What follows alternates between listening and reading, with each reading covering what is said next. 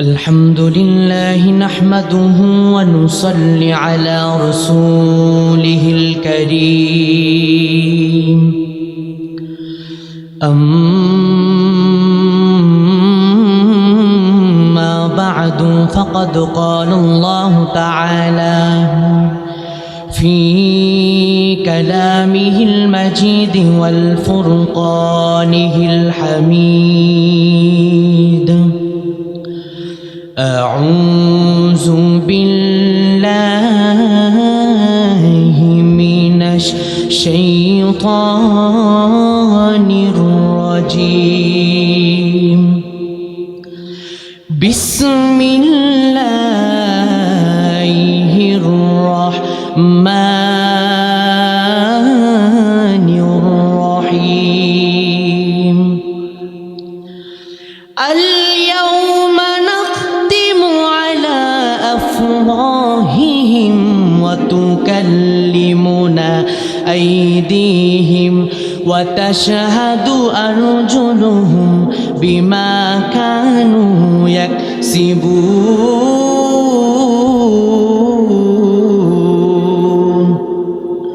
صدق الله العظيم.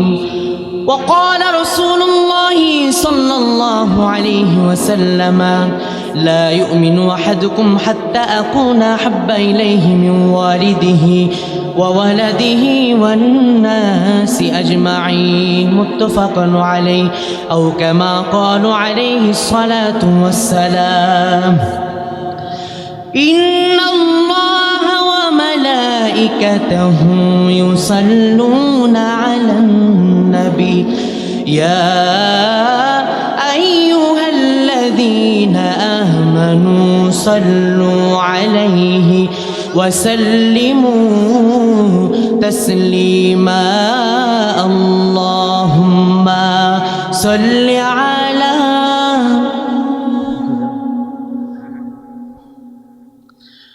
وعلى آل سيدنا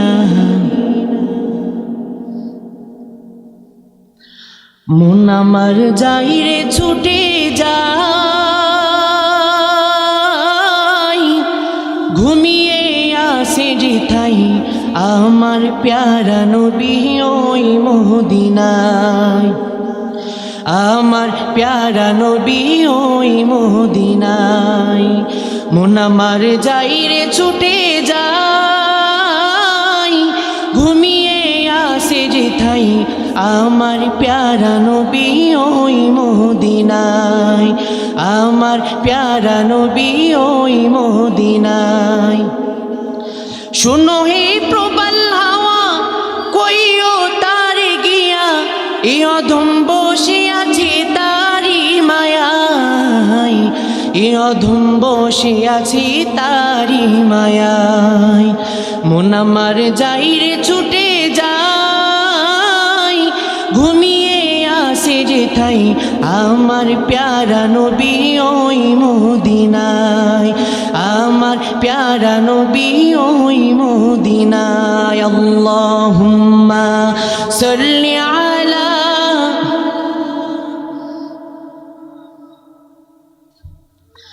ওয়া আলা আলি সাইয়্যিদিনা সবাই পড়ি বালাগাল উলা বিকামালিহি কাশাফাত দুজা বিজামালিহি হাসনাত জামিউ খিসালিহি সাল্লু আলাইহি। আলহামদুলিল্লাহ। ঐতিহ্যবাহী কালিয়ানী সৈগরিয়া আমিনিয়া হিফজুল ফরকানিয়া মাদ্রাসা কর্তৃক আয়োজিত আজকের এই বার্ষিক তাফসিরুল কোরআন মাহফিল আয়োজিত আজকের মাহফিলের সম্মানিত প্রধান অতিথি হিসেবে উপস্থিত থাকবেন মুহাদ্দিস আব্দুল খালিক হাফিজাহুল্লাহ মাননীয় এমপি সাহেব সাতক্ষীরা সদর 2। আজকের মাহফিলের প্রধান বক্তা হিসেবে যিনি সুললিত কণ্ঠে আপনাদেরকে মন জোড়াবেন আমাদের সকলের প্রাণ প্রিয় ইতিমধ্যে আমাদের এখানে তিনি ওয়াজ করেছেন হযরত মাওলানা মোহাম্মদ আব্দুস সালাম যুক্তিবাদী হাফিজাহুল্লাহ। আমরা তার জন্য দোয়া করি আল্লাহ রাব্বুল আলামিন তার কণ্ঠকে যেন ইসলামের জন্য কবুল করেন। এক সকলে বলছে আল্লাহুম্মা আমিন।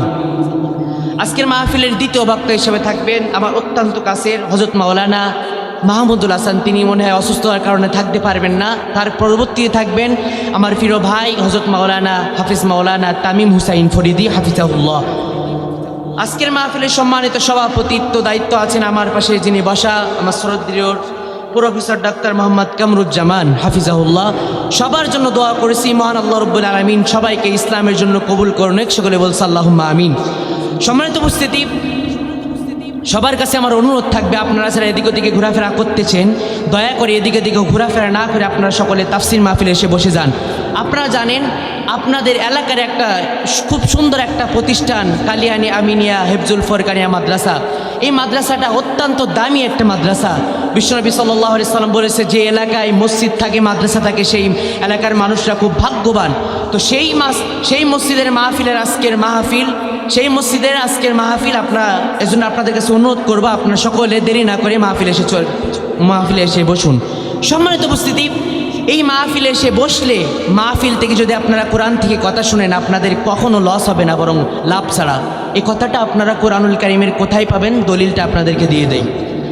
সম্মানিত আমার ভাইরা, আল্লাহ রাব্বুল আলামিন কুরআনুল কারীমের ভিতরে আল্লাহ তাআলা রব্বুল আলামিন ডাক দিয়ে বলে, ওয়া ইযা কুরিআল কুরআনু ফাসতামিউ লাহু ওয়া আনসিতু লাআল্লাকুম তুরহামুন। চিৎকার মেরে বলো আল্লাহু আকবার।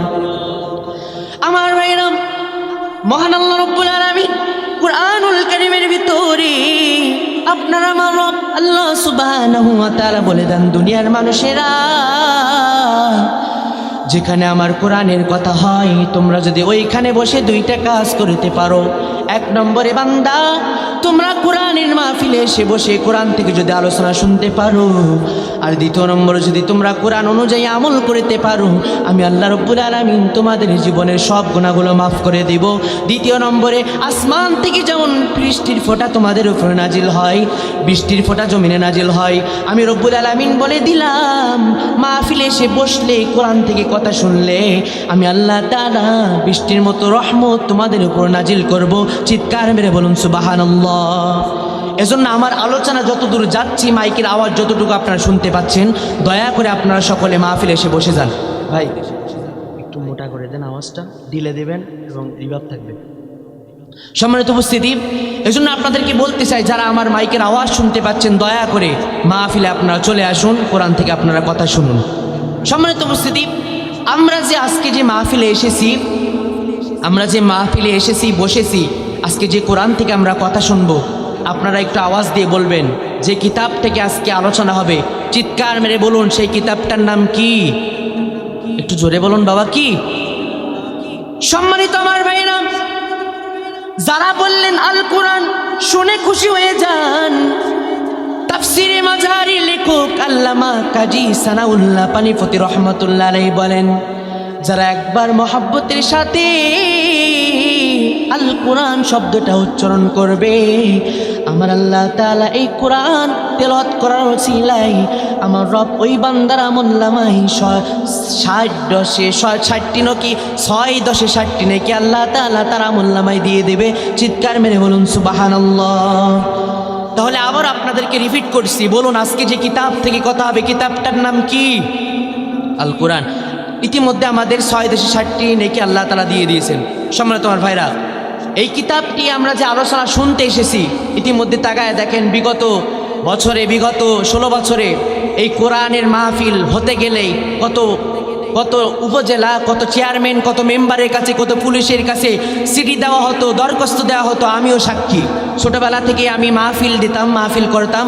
আমি সাক্ষী কতবার যে আমাকে মাহফিল করার জন্য সাতক্ষীরা জেলাতে, থানাতে আমাকে কতবার যে দরখাস্ত দিতে হয়েছে আমি ভেবে পারি নাই। সুতরাং বিগত বছরে যারা কোরআনের মাহফিল তারা বন্ধ করতে চেয়েছিল, কোরআনের মাহফিল করার জন্য যাদের অনুমতি লাগতো, তারা আজকে কোথায়? তারা আজকে দিল্লি মামুর বাড়িতে বসে আছে। কথা বলেন ঠিক কিনা? সম্মানিত আমার ভাইয়ের জন্য বলতে চাই, গোটা বাংলাদেশের মুসলমানদেরকে আমি শিক্ষা নিতে বলতে চাই, তোমরাও শুনে রাখো, জেনে রাখো, বিগত বছরে যারা কোরআনের পিছনে লেগেছিল আলেম ওলামাদের পিছনে লেগেছিল। তোমরা যদি আজকেও যদি আলেম ওলামাদের পিছনে লাগো, ঠিক বিগত বছর স্বৈরাচার মতো তোমাদের অবস্থা হবে। কথা বলেন ঠিক কিনা? এজন্য আপনাদেরকে বলতে চাই, কোরআনের মাহফিলে এসে বসুন, কোরআন থেকে কথা হবে, আর বাধা আমাদের দিবে না কেউ, বাধা দেওয়ার দিন শেষ। সম্মানিত উপস্থিতি, যে কিতাবটিকে আজকে আপনাদের সামনে আমার কথা হচ্ছে, এই কিতাবটার নাম হচ্ছে আল কোরআন। আচ্ছা, আল্লাহ রাব্বুল আলামিন এই পৃথিবীতে কতগুলো পায়গম্বর আল্লাহ তাআলা, যতগুলো পায়গম্বরকে আল্লাহ পৃথিবীতে নাজিল করেছিল, প্রেরণ করেছিল, প্রত্যেকটা নবীদেরকে, প্রত্যেকটা পায়গম্বরদেরকে আল্লাহ তাআলা 3টা জিনিস দিয়েছিল। আমার কথা শুনে থাকলে বলুন তো কয়টা জিনিস? 3টা জিনিস। 1 নম্বর হচ্ছে ওহী, 2 নম্বর হচ্ছে উত্তম চরিত্র, 3 নম্বর হচ্ছে মুজিজা। প্রত্যেকটা নবীকে আল্লাহ তাআলা এই 3টা করে স্পেশালি 3টা গুণ আল্লাহ তাআলা দিয়েছিলেন প্রত্যেক নবীকেই। এই মুজিজা একটা নিয়ামত। যেমন মূসা আলাইহিস সালাতু ওয়াস সালামকে আল্লাহ তাআলা যে নিয়ামত দিয়েছিল, যে মূসার হাত থেকে, লাঠি থেকে সাপে রূপান্তরিত হতো, তাই না? মূসার জামানায় জাদুর প্রভাব ছিল, সেই সময় লাঠি থেকে সাপ রূপান্তরিত হতো। আবার ঈসা আলাইহিস সালাতু ওয়াস সালামের জামানায়, ঈসা নবীর জামানায় যতগুলো জন্ম অন্ধ ব্যক্তি থাকতো, ঈসা নবী যদি তার চোখে হাত বোলাই দিত, সঙ্গে সঙ্গে অটোমেটিক আল্লাহ তাআলা তার চক্ষু ভালো করে দিত। আবার কুষ্ঠরোগী ব্যাধিতে আক্রান্ত যারা ঈসা নবীর জামানায়, তারা যখন এই রোগে আক্রান্ত হতো, তাদের গায়ে হাত দিলে সঙ্গে সঙ্গে আল্লাহ তাআলা এই রোগ থেকে শিফা দিয়ে দিত। দাউদ নবীকে আল্লাহ তাআলা একটা মুজিজা ছিল, দাউদ নবী যখন জাবুর তেলাওয়াত করতো, তখন ওই আকাশের পাখিরা, মাছেরা, তারা চুপ করে নদীর পাড়ে এসে শুনতো। আহা, কত সুন্দর কণ্ঠ দাউদ নবীকে ছিল। ঠিক তেমনইভাবে আপনার আমার নবী, বিশ্বনবী সাল্লাল্লাহু আলাইহি ওয়াসাল্লামকে 70টারও বেশি অধিক মুজিজা আল্লাহ তাআলা দিয়েছিলেন। তার ভিতর থেকে একটা মুজিজা হচ্ছে আল কোরআনুল কারীম। নবীজিকে আল্লাহ তাআলা যে কিতাব দিয়েছেন, ইতিমধ্যে তাকায় দেখেন যতগুলো পায়গম্বরকে আল্লাহ মুজিজা দিয়েছিল, তারা দুনিয়াতে নাই, তারা চলে গেছে, তাদের সাথে এই মুজিজাগুলো চলে গেছে। কিন্তু আপনার আমার নবী, প্রাণপ্রিয় নবীজি দুনিয়ায় নাই, কিন্তু তারই গ্রন্থ, তারই একটা মুজিজা আছে না নাই? জোরে বলুন, আছে না নাই? সম্মানিত ভাইরা, তাহলে এই